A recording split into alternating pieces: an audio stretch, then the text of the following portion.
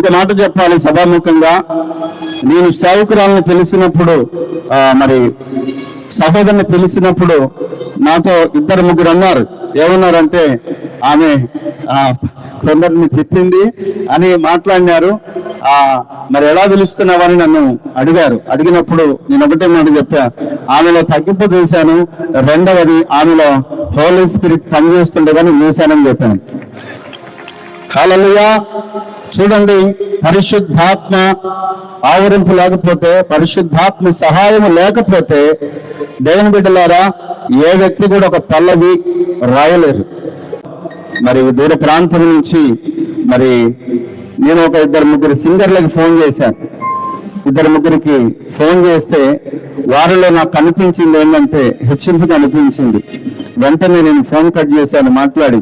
తర్వాత ఆ సిస్టర్కి ఫోన్ చేశాను.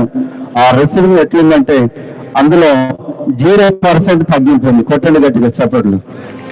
0% తగ్గింపు ఉంది.